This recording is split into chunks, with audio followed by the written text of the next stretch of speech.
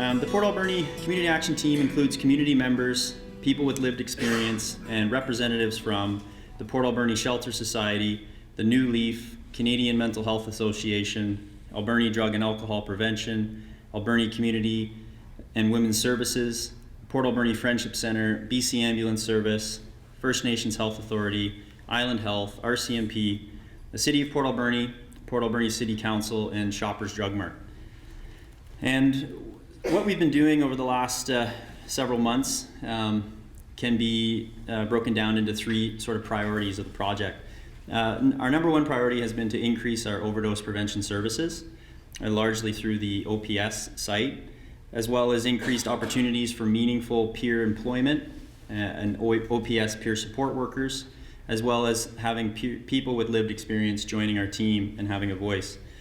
And the third, as part of this evening tonight, is to decrease stigma and address issues and barriers in accessing services for people who use substances by hosting a series of community forums with the focus on addressing stigma, discrimination, and human rights.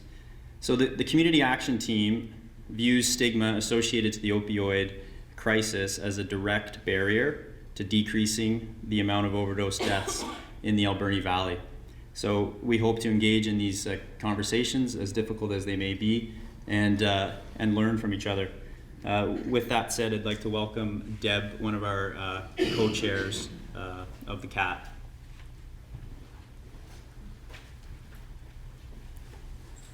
Good evening, and thank you all for coming. I have the privilege of co-chairing the CAT. I'm from ADAPS. My day-to-day work is with a nonprofit organization in this community whose mandate it is to deliver and support prevention initiatives for youth and families.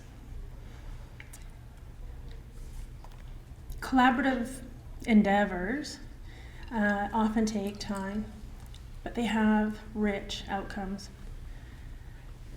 The CAT is guided by core values. Convening multiple community partners from across disciplines to establish collaborative, cohesive approaches needs to be supported. Something needs to unite the lenses of work. We do that on the CAT through guiding principles.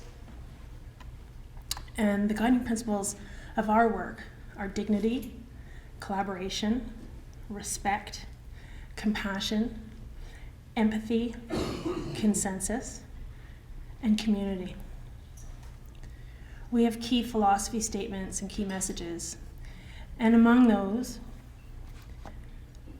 two that resonate most deeply with me are that CAT members and CAT work endeavor to help people keep alive so that positive change can happen when they're ready. We embark on this work every day, knowing that every person has a family, a story, and a future. And with that, I'd like to introduce our first CAT member, Marilyn Buchert.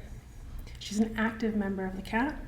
She's a person with lived experience, and she will be sharing her story tonight. Deborah, I apologize, sorry. The Chief of the Shaft First Nations would like to welcome us to the land. Thank you very much. Yeah.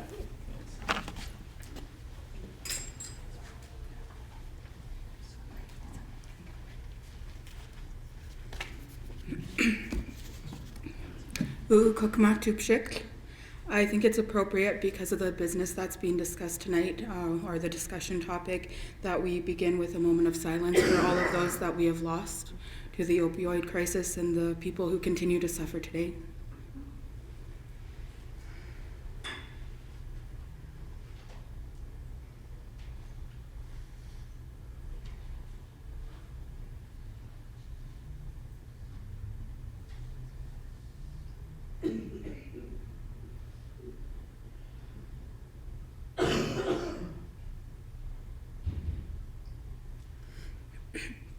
Thank you.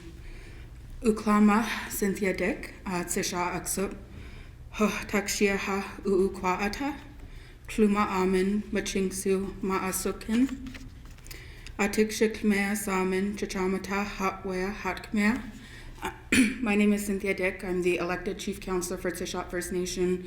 It is a privilege for me to be here on behalf of the Tishot First Nation to welcome you all here tonight.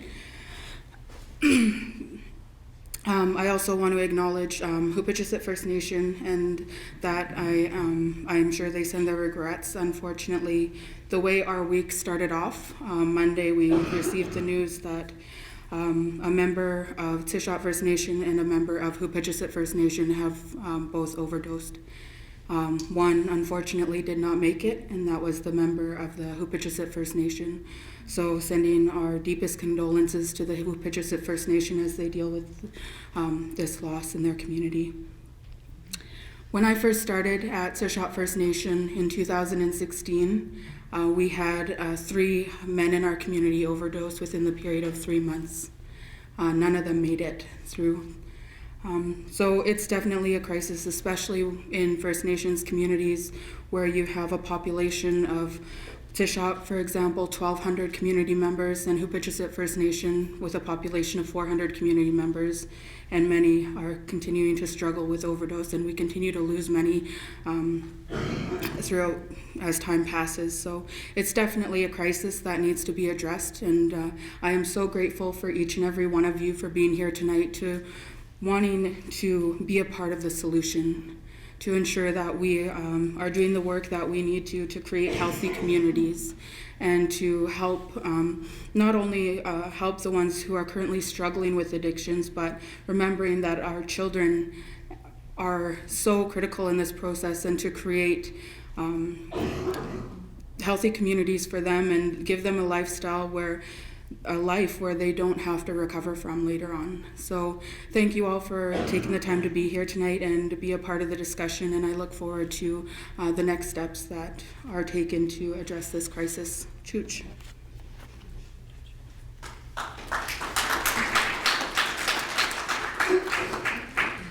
Thank you very much.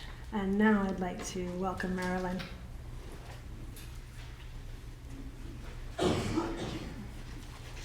Hi, my name is Marilyn Buchert, and I've only been living in Port Alberni since 2016, but I'd lived here before too, and it's become home to me very, very much so.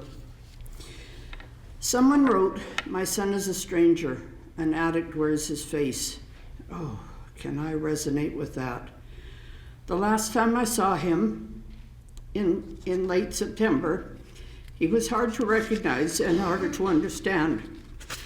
This was the son that I had given birth to, raised, and then enjoyed watching his many skills and talents in adulthood. As the writer Sandy Swenson says, "My son is now invisible, but my heart still holds his place." People don't mention him often. He has created problems for many of us, and I think most people just wish he were not even in existence. They care about me though, and are thankful that I am so much stronger now, but they don't see the hurt inside and the tears I swallow back. Time will make a difference, but it's still too fresh and too present. It's a lonely place in which to be, even when I'm with others, but I'm focusing more and more on trying to keep going, to get stronger and to help others, because I can't help him. I'm not sure where he's placed us, as addiction is very selfish. Many people do not understand addiction, and sometimes I wonder how much he understands. I'm sure he must feel very sad at times, but we didn't hear anything of him or from him after December 7th. We placed his picture under the tree, along with that of my late husband, and we talked about him a lot during the day. Later, at my daughter's request, we started a scrapbook about him. He is still in this world, but when making the book, it felt to me as though we were making it for someone who had gone. But how can he be gone and he's still part of this world? Another thing Sandy wrote really tears me apart inside. She said, "My son is in the grip of a tragic disease, even though it may look more like a disgrace. I'm afraid for him. He's sick and he's maybe dying, and I can't even hold his hand or help him. As I go about my daily routines, I constantly am reminded of him in so many ways. I'll find a lost sock that's fallen behind the washing machine, open a closet and see his clean clothes hanging, waiting for him to have a home, and something that he's installed when he was, being normal, and all the strange things that he installed when he was under the influence. My stomach does its elevator drop, and then it carries on, and so do I. I don't cringe at the sound of every siren now because he's no longer living here, but I hurt for the loved ones of every person who is needing the emergency care and pray that they and my son are safe. The police have reassured me that if he dies, because they have his fingerprints, I will be notified, so I only jump when there's an unexpected knock at the front door. When I see him again, and I hope and believe that I will have to accept that the person there may be very changed from the son that I have known all my life. I don't know yet how much long-term brain damage there is from repeated poisonings by fentanyl, cocaine, and the other drugs abounding, but I can't see how he or anybody else could escape this unscathed. I hope when he recovers that we can all live with the person that he will be then. It must be such a lonely place for him in which to live, and he must often feel like a rat in a trap, scrambling helplessly to find the way out. We need more treatment facilities here, even knowing that they'll only help him and help the others if they want the help and are willing to do the hard work towards recovery. Because after, using substances for a long time, you don't just quit and stay quit like that. It's a very hard road. I think there needs to be a detox center, then more stages of assistance from there. Methods of staying clean, then guidance towards helping them get back into the world and into the workforce. I think 90 days should be the bare minimum amount of time that a recovering addict should spend. As well, I think it will be very important for the addict to be able to feel enough comfort in the center in which he is, to be able to focus on his work rather than worrying about having to watch his back and worry about the others in treatment with him. We also need to support safe injection sites where the risk of taking fentanyl is greatly reduced and where the risk of having bad drugs, is reduced too, and then maybe we won't lose as many people. All of this will be costly, but the government needs to weigh the cost of treatment against the cost of ongoing ambulance calls, emergency hospital visits, hospitalization, police costs, court costs, and incarceration costs. Wouldn't it be worth it to have responsible, productive men and women back here again?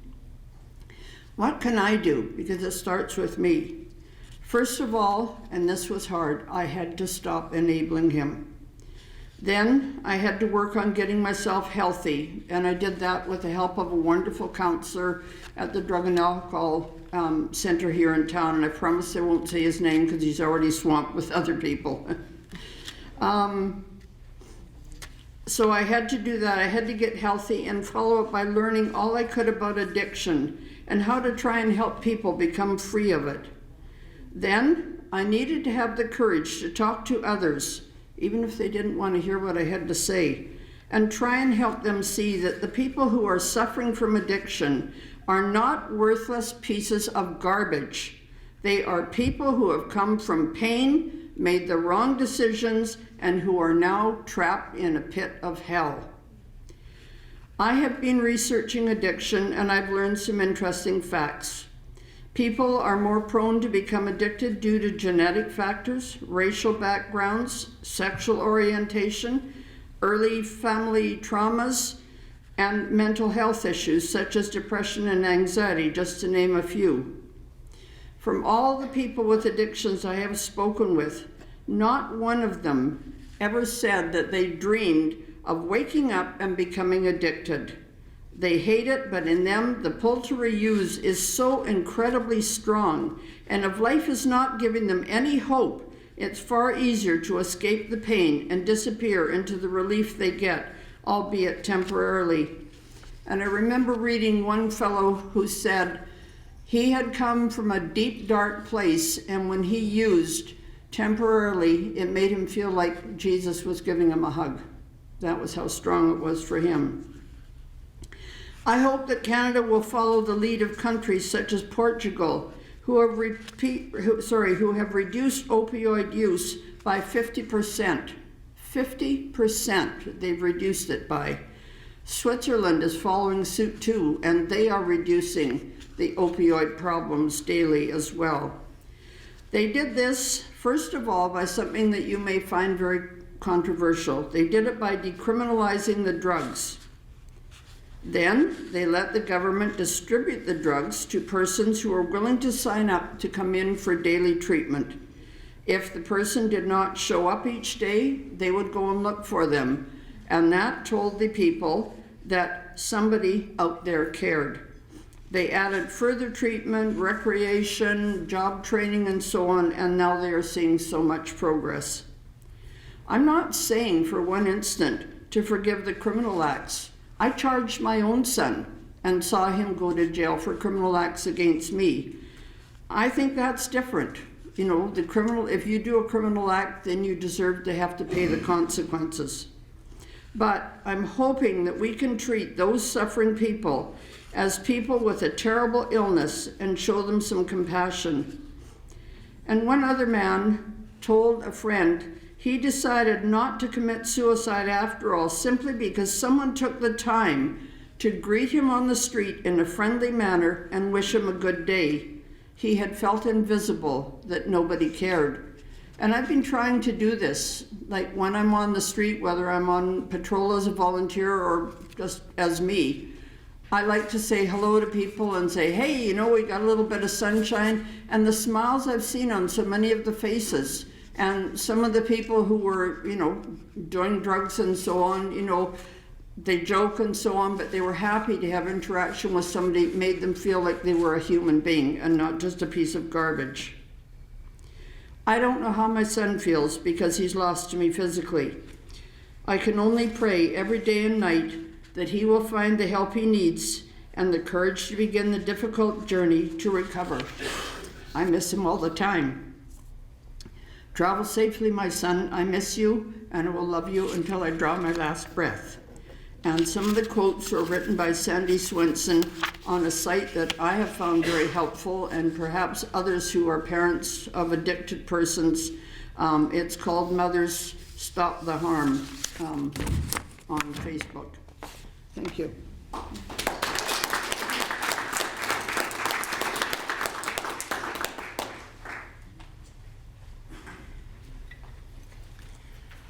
Thank you, Marilyn. The depth of your experience informs the work of the members of the CAT in a way that we would not be able to replicate. Thank you so much for sharing your story. Thank you for letting me share it. I'd like to invite Chet Carroll, Constable Chet Carroll, up to share.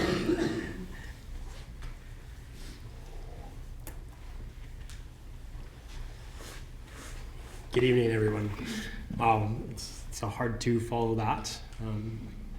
Thank you so much for sharing, Marilyn. Thank you, Chet, for what you do.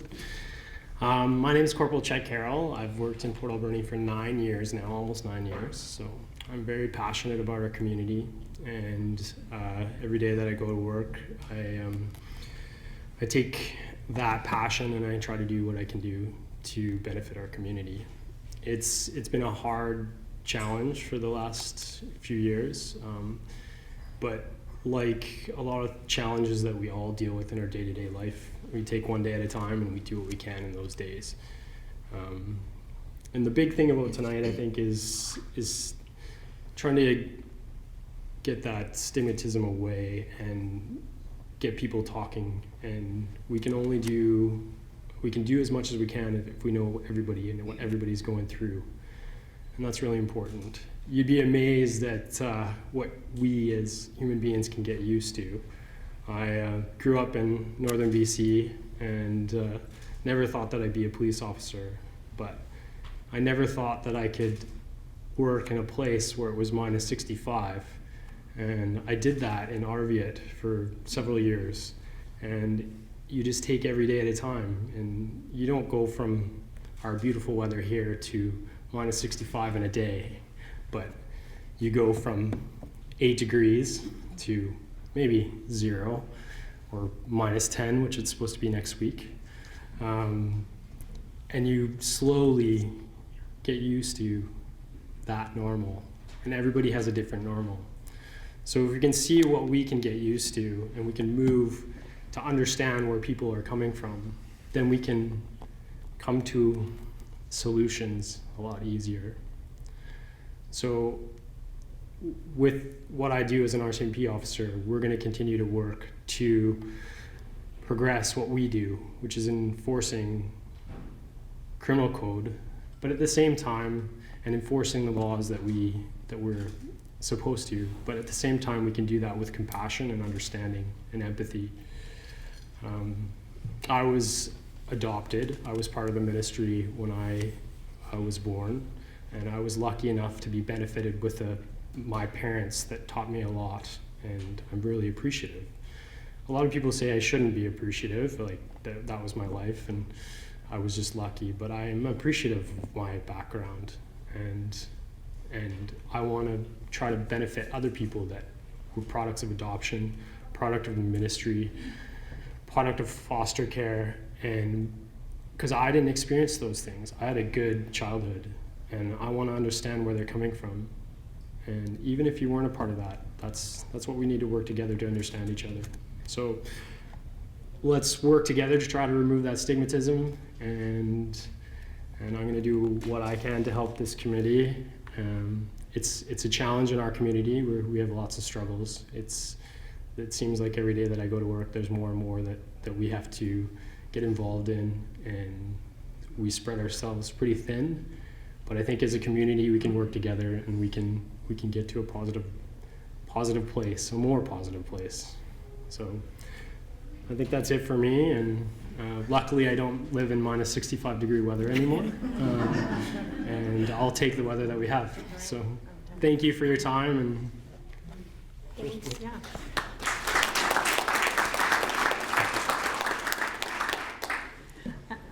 Much of the intention of gathering this evening is to celebrate the successes of the collaborative work that's being done, and certainly having RCMP at the table and willing to have these difficult conversations in the community and to show up in a compassionate way and wanting to offer dignity is a success. And so thank you very much.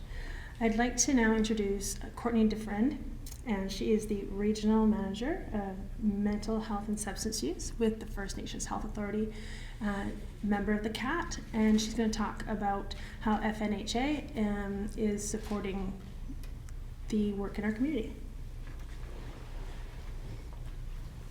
Good evening. So like Debbie said, my name is Courtney DeFriend.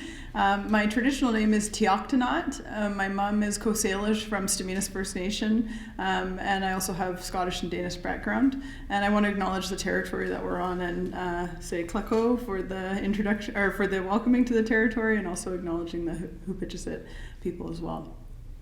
So I'm really honored to be here, and I think that there are some really good efforts that are being done across the island in response to the opioid crisis. And I think just, acknowledging that from a traditional perspective, it's really important to be looking at the ripple effect of how it is that we work with people and the influence that we have on people. And so what I've been taught is that everything that I do and everything that I say impacts the next 7 generations and has been influenced from the past 7 generations. And so when we look at the opioid crisis, I think it's really important to be mindful of where we've come from, where we are, and where we're going. I think just looking at from a First Nations perspective, it was already mentioned by one of our chiefs that looking at First Nations communities, we have a lot of trauma and a lot of a lot of ugly history that's happened to First Nations people. And so I think it's really important to highlight how important it is to look at the reasons why people are using. And I think that's been kind of said, and thank you very much for your opening talk. It was really beautiful, and I think we really need to highlight and look at where people are coming from and what has happened to them, and that the addiction is actually a product of what has happened to them, and it's a symptom. And so when we look at it that way, it allows us to kind of see a wider scope on how it is that we need to be approaching this. And so with the First Nations Health Authority, we have worked very closely with our nations to be looking at what a community-based approach should look like. And so really honoring the perspective of those that are living in community and those that are living with experience, and how it is that it might be most useful to support them. And so we have had the honor to be working very closely with Nuu-chah-nulth Tribal Council within the Nuu-chah-nulth territory to look at how it is that we can respond to the opioid crisis. So there has been some good work that's been done throughout the last year and going into next year with the Nuu-chah-nulth Tribal Council about how it is that we're working with people at home within their nations, but also away from home, and recognizing that there's a lot of people using in urban settings, and a lot of the overdoses are happening in urban settings. And so when we look at the contributing issues to our Indigenous people, there's a lot of loss and grief and unattended sorrow that comes with our Indigenous people as a whole, and it's around loss of culture, loss of language, colonization, loss of land. And that's something that's been articulated over and over again, that it's so important to be looking at the broader scope, that yes, we need to be keeping people safe while they're using, and we need to keep people from dying, but we also need to look at concurrent planning as well. And so what our perspective at First Nations Health Authority is really working with the nations to understand what it is that is going to be preventative, and how it is that we're looking after the next 7 generations in our communities. So it's really important to be looking at our youth programs and our infant development programs and our elders programs, and how everything is so interconnected in the work that we do. And so I want to honor and acknowledge everybody that's here tonight, because I think everybody has a huge sphere of influence in how it is that they're approaching the opioid crisis. And whether it be that you're working within public service, or whether it be that you're just a community member, or whatever it is that you do, you're here. And so there is an influence and an energy that goes into the people that are using. And we also need to be looking at and acknowledging those that are impacted by those that are using, and looking at the families. And so a lot of the work that we also do within the First Nations Health Authority is support communities when there is a loss. And so there are crisis funds that are available for communities to be advocating for if there is a need for cultural support, or ceremonial support, or clinical support when there is a loss. The other thing that we've been doing in response to the opioid crisis is working really closely with the Island Health Authority to make sure that there is a seamless service for Indigenous people on and off reserve. And so we've been looking at opportunities within the CATS and participating within the CATS, and looking at how the community is identifying each unique need, because I don't think that we can look at a regional approach. I think it is based on what the community's needing, what the family's needing, what the individual's needing. And so it is really important to be looking at a really holistic lens when we're working with our people, not just Indigenous people, but all people. So thank you very much, all my relations.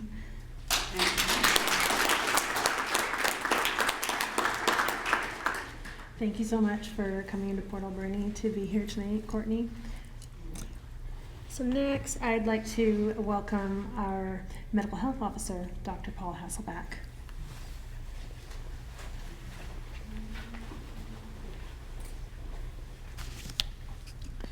Thanks, Deb, and thanks to Chief Cynthia and the Tishat and Hapakashat First Nations for the opportunity to be here. I'm the one who's supposed to stand up and give you all the boring stats. Hopefully I can't do that, but I'd like to start by getting you to think back about 4 or 5 years ago, before this all started. You probably would, if you're thinking now, we didn't really have a substance use problem. We didn't see it. It was silent. What we've learned in the last few years is how so right in that face and blind we were to what was going on. And now we're grappling with all those consequences. I only put that out there not because we haven't adapted. I think it's amazing how so many communities have, in just a few years, gone from pretending there wasn't much of a problem to recognizing how severe that problem was. But everyone in a community comes through that journey at a different pace. Some are very prepared to embrace it at the beginning. Others, as they become more aware of what's occurring. Others are grappling with the consequences that they see around because this has become so real and so visual and physical within the community. And some of that is perceived as a loss for some people, not just a loss of friends and family. We have lost 50 individuals, 50, in this community over the last 10 years. Most of that just in the last couple of years. But we've also had an impact in terms of impacts on businesses, the view of the street, the divisiveness that occurs and that acrimony and conflict that occurs within a community. Hence the importance of coming together like this and having open, free dialogue so that we kind of respect that people are at different places. I know we were challenged to think, what would the future look like? Are we going down the path that Portugal has gone, Switzerland may be going, and other communities or countries are looking at? And maybe if for a moment you could just think what that looks like. Right now, we often have this perception, I've heard a couple of times, that, if only we could put somebody away in a facility for a few months, they'll get better. That's not what Portugal does. In Portugal, the entire country is a therapeutic community, and everybody is involved in caring for each other.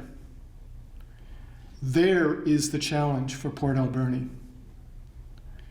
How can you, not just as individuals, but as a community, embrace the needs of everyone in this community and be part of their therapeutic journey, irrespective of where they are on that substance use pathway? We've seen huge changes in the last few years. We've got a long way to go. I actually do think we'll see significant policy changes in the future. I don't know what it's going to look like.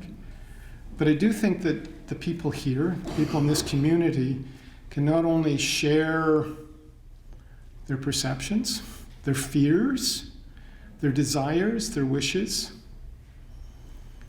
and what does this look like in a few years from now?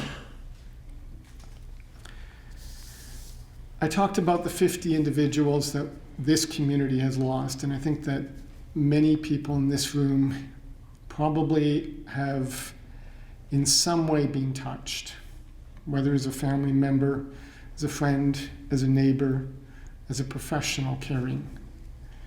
And I'm going to reach out to you because my heart really does feel for everyone who has been touched. You're early in the journey that I've talked about becoming a therapeutic community because it's been very real.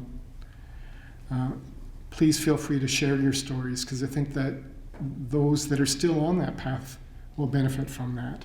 I had to bring one graph, so it's up on the walls back there. Feel free to take a look at it. It is a graph of the rate of fatalities that has been happening in the Alberni area. Alberni, it's the whole of the Alberni-Clayoquot Regional District, but I can assure you that the picture for Port Alberni is similar. Has rapidly increased in just over a couple of years. The rate here is about 50% higher than we experience on the rest of the island and the rest of BC. I am going to say that I now know it's not the highest on the island, but I'm not sure why we actually want to put comparisons. It's a high rate, and it's an unacceptable rate. And anything that we can do to bring those rates down, they are, 10 times higher than what they were 5 years ago. our baseline is hardly having any events happening in this community. We need to come back to that level. But we have learned some other things. There's probably about 500 people through the ACRD area that have a opioid use disorder. About 200 of them may be on treatment now. I'm just going to say a maybe. Of those 500, about 300 of them are regularly using injection, and regularly means not just once a day or once a week. It usually means several times a day. So any programming that we talk about that sort of says, okay, you know, come in, you get one shot, because we've got 4 hours that you got a site open, which isn't the case here, but it is in some of our communities, just isn't going to work because individuals are probably taking on average about 3 times a day. Okay? And it's not because they're trying to get high, they're trying to avoid the dope sickness or the drug sickness that happens when the withdrawal symptoms come in. And I don't think unless you have been there, and I have not been there, so I'm not sure I'm the one to convey to you what it feels like.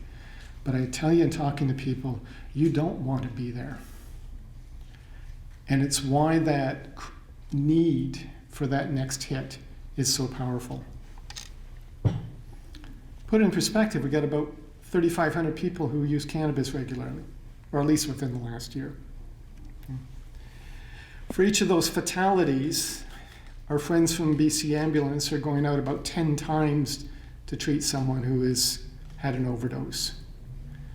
For each of those ambulance trips out there, we're estimating, because we really don't know, there's at least as many that are getting treated in the community that actually don't even come in contact with the healthcare system.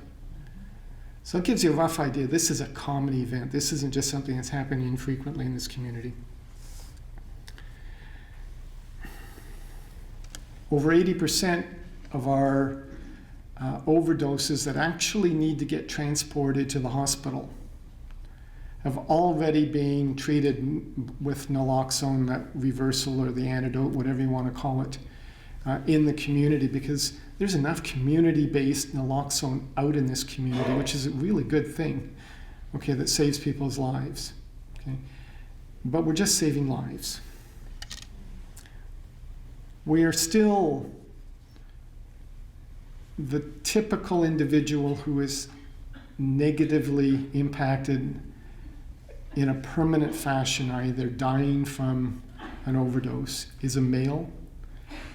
They're between the ages of 20 and 65. They're not really young, they're not really old. About 80% of them are male, so we actually do have 1 in 5 that are females. And then that's a little bit higher in this community, and I just share that. The vast, vast majority are happening within a private residence, or a residence that is either theirs or somebody else's that they're using. It's not happening on the street. It's not happening in an overdose prevention site. It's not happening in a shelter. Okay? It's not necessarily amongst individuals who are street-oriented or homeless, as that term often gets used as. Most of our fatalities and most of our ambulance trips are to locations where people actually live. So I want to share with you some of the real successes. I'm not from the Valley. Okay? I am responsible, and I am your medical health officer, but I get to do a bunch. So I work with a group of communities, and I just love what I've been able to see happen in Port Alberni. I'm not sure that you recognize how fantastic as a community you are and how fantastic the response has been in this community. The working group came together almost 3 years ago now, and we now call it the CAT, or the Community Action Team. And that group really just clicks. Things happen around the table. Somebody says, we got a little issue. Oh, I'll go take care of that. I'll get something out next week. No one's come along and said, this is how a CAT should operate. The folks, some of whom are up here, some of whom I recognize out in the audience, just said, this is a problem for us. Let's see what we can do to fix it. So number one, this is probably the most successful CAT that I know of in the province at this point in time. Kudos to you.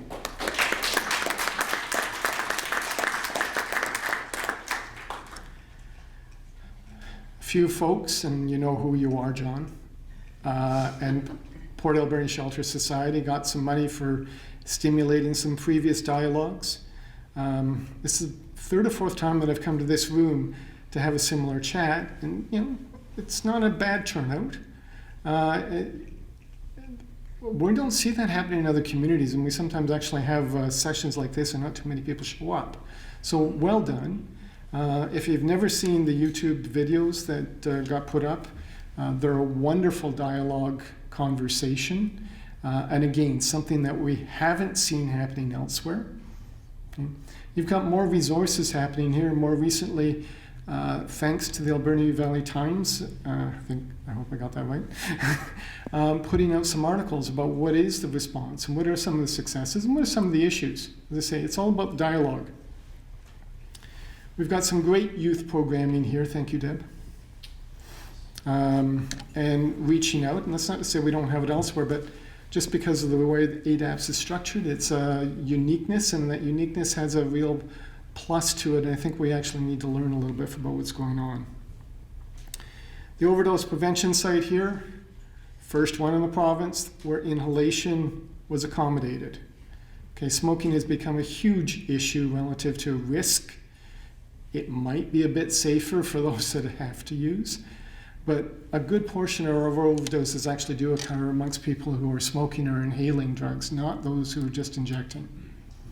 And so having an ability to have a safer environment where those that are inhaling drugs is a real kudo.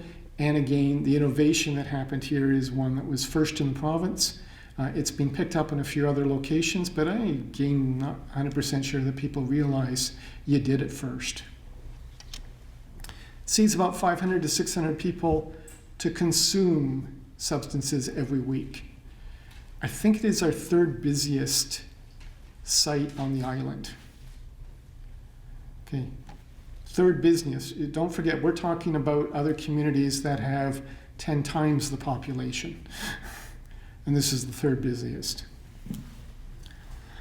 There's about twice as many people that use that site for other services, whether the harm reduction supplies get supports or engage in conversation that leads to a therapeutic relationship that might actually lead to a much more longer-term positive outcome. That's what it's all about. It's not just about providing an environment where people can go and use and get treated if they have an overdose. 22,000 times that consumption has occurred at this site. There's been over 400 overdoses, none of which are a fatality. That's true of all of our overdose prevention sites. It's what they're there for. They're there to save lives, and it works. There's about 24 locations in the Alberni area, and that includes the whole of the regional district, where naloxone is now available. That's a pretty good distribution. I think we've got more, I keep saying this, I'm pretty sure we've got more naloxone in the Central Island than anywhere else in the province. And I think that's great. And we certainly hear from our friends, and hopefully we're going to hear from Amy, that when they go out and respond, that often naloxone's already been there and used. And one of the things they're doing now, which they thought of here, is actually replacing those kits. So another first, BC Ambulance here came up with a concept that is now a provincial standard for the distribution of naloxone kits from ambulance service providers. Take credit for it. That is a Port Alberni invention. The outreach programs that exist here in Port Alberni, I don't think get enough credit and enough acknowledgement for the uniqueness. As I go to other communities, we often reference how the teams here in Port Alberni work, and most other communities want to emulate and just take the programming from here and move it into their own communities. It is an ability to reach out to individuals and provide those supports in the community and help make that a therapeutic community. It's a very critical component, and one that I think that if you don't know the folks, I'm not going to say you need to go in now, but if you ever get a chance, just say thanks, because they really do need to get some credit for the great work that they are doing. Sobering and detox, again, some interesting innovations that have occurred here. Expansion of the beds, location, who's eligible to use, how they're being utilized, how they're linked into the service provision. A lot of that innovation actually happened locally. And I know the folks involved just think, well, that's the logical thing to do. Okay, yeah, it is the logical thing to do, but logic is not a normal state of mind for many people that I work with. Okay, that's why I like coming here.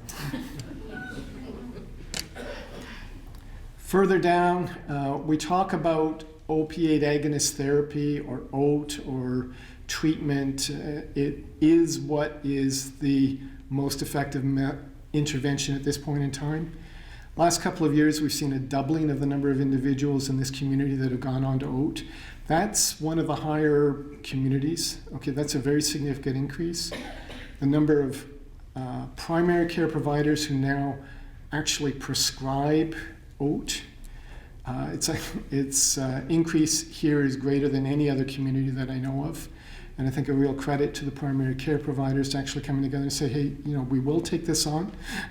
Okay, this is just part of what needs to be done. And it's, again, part of what a therapeutic community looks like.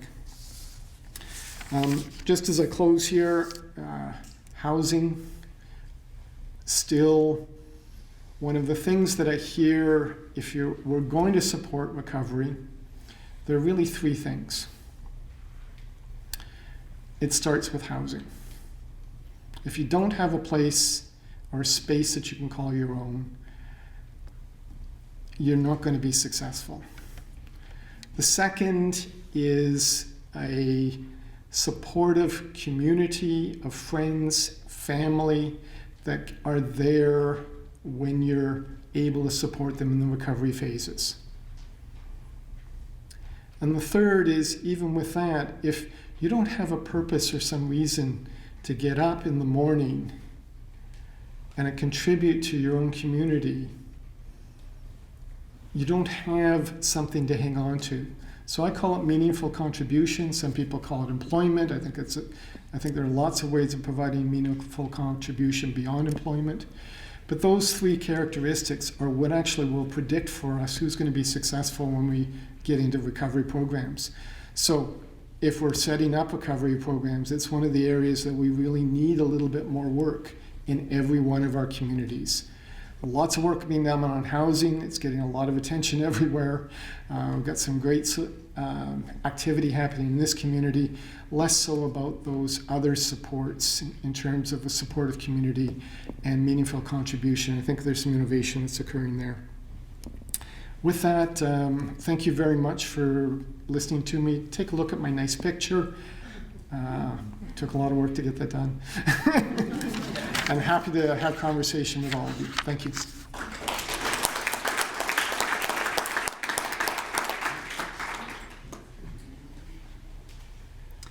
I would like to now invite Amy Pohl up from the BC Ambulance Service. Hi, thank you very much for the invite this evening. I am not part of this CAT. I'm here speaking on behalf of our Unit Chief, Bruce Patterson. He's been the chief here in Port Alberni for numerous years, and I'm not supposed to give numbers to indicate any ages. I have to agree with what Dr. Hasselwack has said. I have numerous stations within my area that I'm responsible for, and when we have meetings with our unit chiefs from the island, Bruce, our chief from here, is the first one to speak about everything that they're doing here and the work that keeps happening. And I know after I see on his calendar that he's attending a CAT meeting, I expect a call the next day of, I got an idea. They're wonderful ideas. The wheels of provincial programs and policy through BC Ambulance Service move a little slower than what he would like, but it is true. A lot of the initiatives that are happening have been spearheaded or supported through the work happening here in Port Alberni. So it is amazing to have Bruce on my team and for him to bring the information that you guys have. As was brought up before, take home naloxone certainly did come from Port Alberni. We have a little internal argument that Victoria, I think they brought it forward, but I have email dates that shows Port Alberni was there first. So it did take a bit, but during one of the initial sessions, and I can't state to which one, the conversation did start, and Bruce wrote me a very long email indicating all of the great and wonderful reasons. Due to legalities and everything else, it took us a little bit to maneuver through the system, but in December of 2017, it was approved by our senior leadership to have take-home naloxone kits put on the ambulances in Port Alberni and Victoria to be able to give out to anybody that was high risk. So that was a test area for us within BC Emergency Health Services, and it was shown to be a great success. So the idea was that any kit was given out to somebody in high risk or somebody that was with somebody that was a high risk. So as was mentioned before, there's a lot in the community, and I'm not sure at the time how much there was. But what we didn't want was to have somebody stay at home and not come with us to the hospital, which is their choice. But we didn't want something further to happen if they weren't able to get anything to assist in between. So the crew started handing those out. We didn't expect a lot of information, just that we put them out so that we could track it. And it has been very successful for us.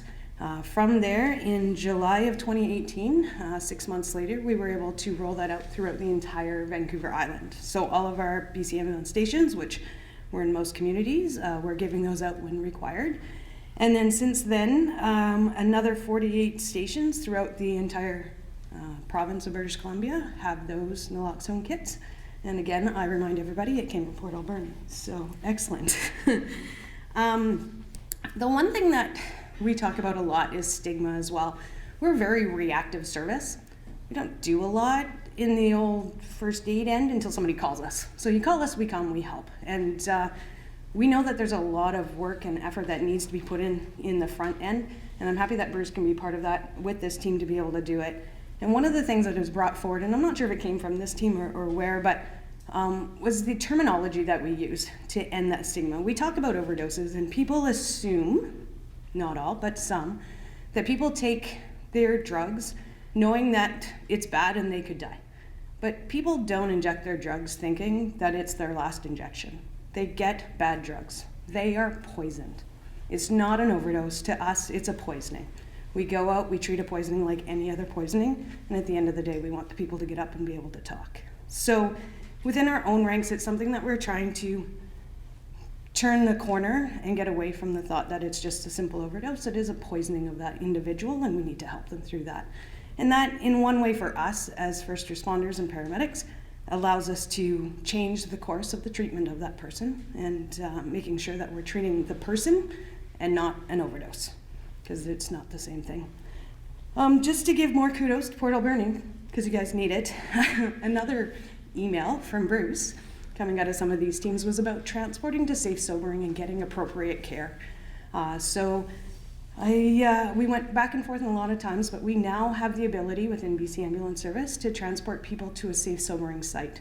So somebody that has used or somebody that's using alcohol, whichever it is, as long as they fit within a criteria, instead of taking them to the hospital, which is not necessarily required, we're able to bring them to different places like what John has in other places in the province and allow them to get that proper treatment and hopefully be able to connect with other services that could help them moving forward. So again, thank you for letting me come speak here. Great work to all of you. Please keep it up. I'm sure Bruce will keep me well informed, and we'll keep continuing to push anything forward that we can. Thanks again.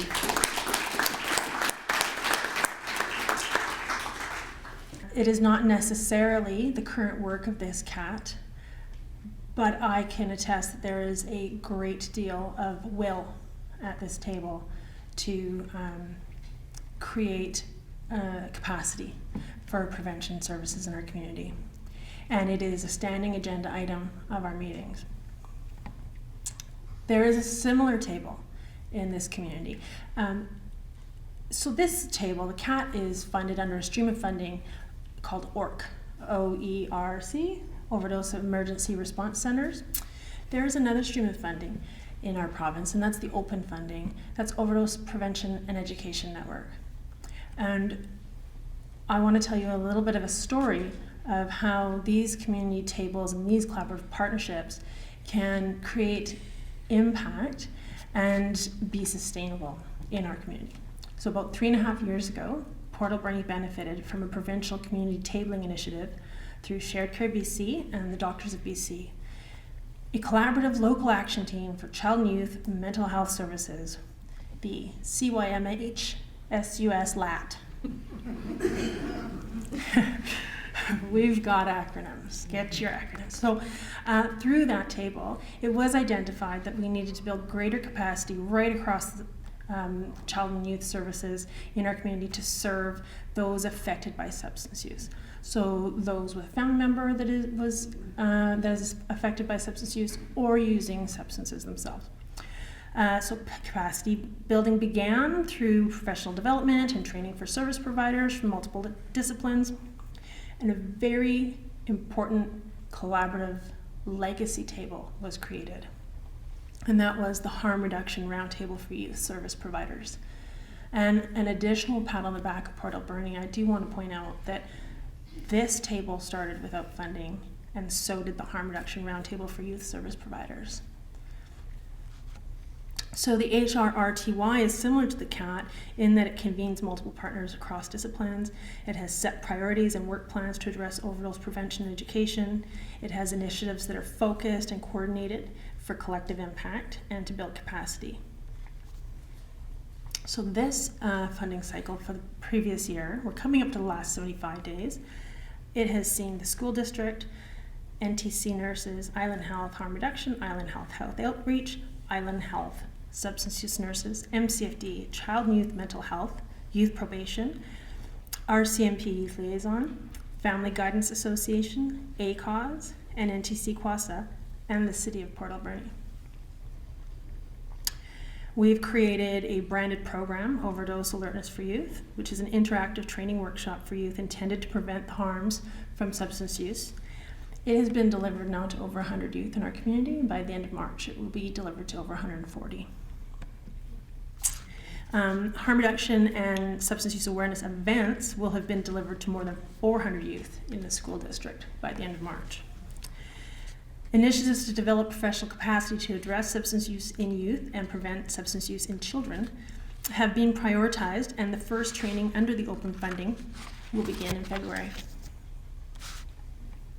Some of the most important work of the Harm Reduction Roundtable for Youth Service Providers has been to privilege the voice of youth. Youth who are substance affected or who are using substance, youth who are at risk of substance use, and youth who experience stigma and barriers to accessing supports. So aside from all of the youth engagement and education activities, we have a very active and engaged group of youth, the Youth Advisory Committee for Substance Use Prevention. It has informed all of the processes of that table along the way, similar to the way peers and persons with lived experience has informed the work of the CAT all along the way. Their feedback and innovative ideas have been integral, and it is the priority of that roundtable to further privilege youth voice and youth call to actions, as we believe that indeed they are the experts of their own experience.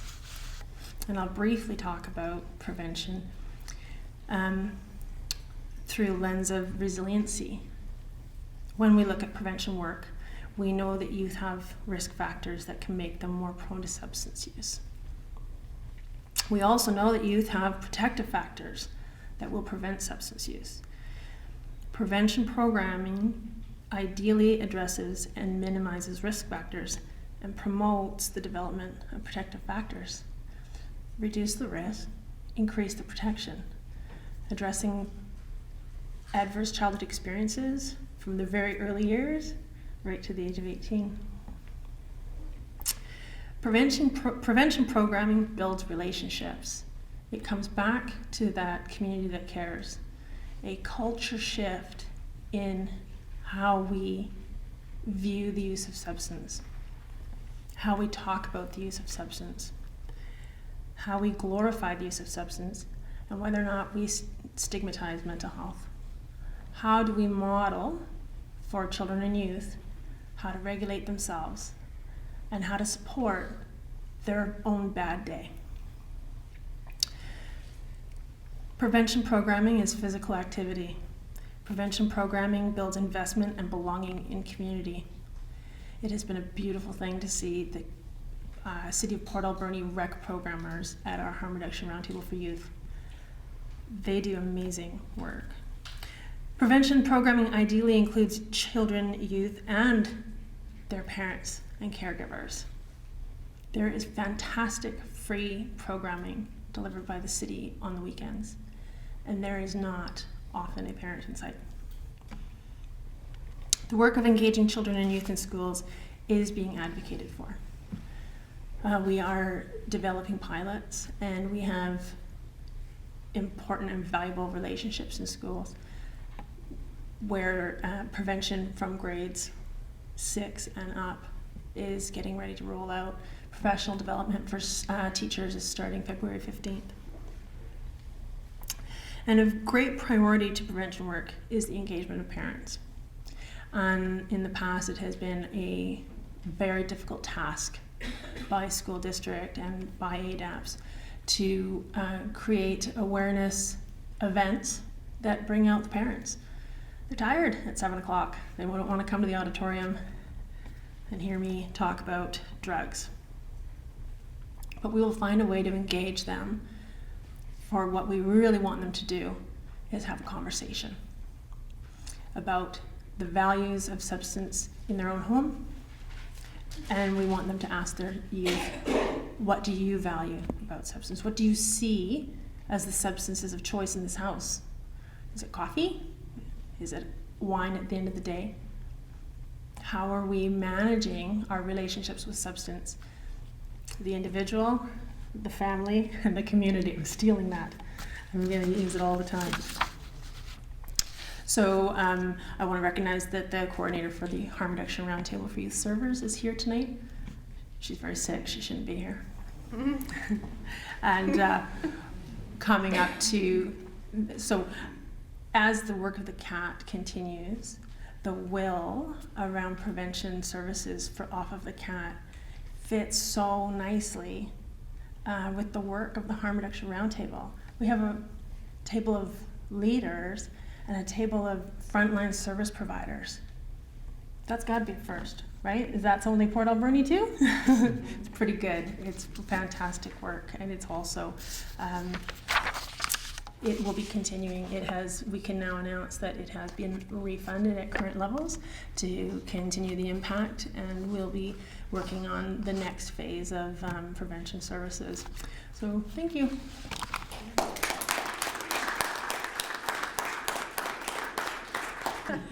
I also want to acknowledge that we're on the traditional territory of the New Chalmouth people, the Hupichisset and the Sishat, and it's an honor to live and work in this community. My name is Sarah Thomas, and I'm here on behalf of your Member of Parliament, Gord Johns. He's very sorry to not be able to be here himself this evening, but is in Ottawa raising our voice on this and many other issues.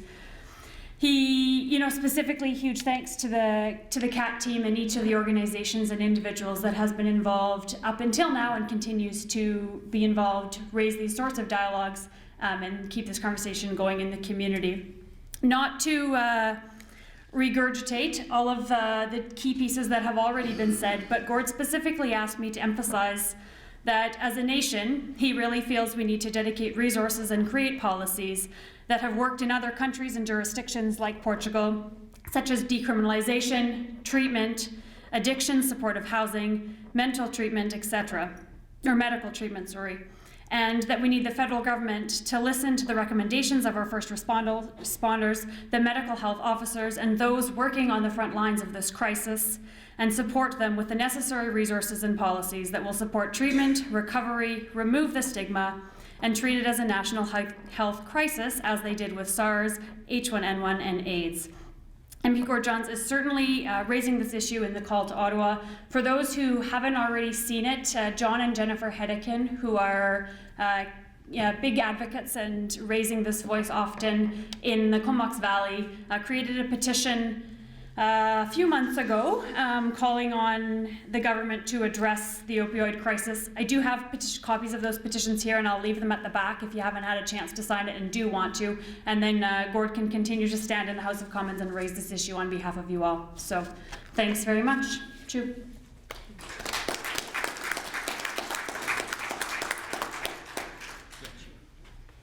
Okay, before the end of the evening, I'd like to recognize all of the peer support workers that are working at the overdose prevention site and assisting in all of our efforts on a daily basis. As well, I would like to recognize the people with lived experience that have joined our team. And I would also like to give a gift of acknowledgement for Marilyn for sharing in her story. It takes courage, and we truly respect that. And so we'd like to give you this gift for tonight here, Marilyn. Thank you. Thank you.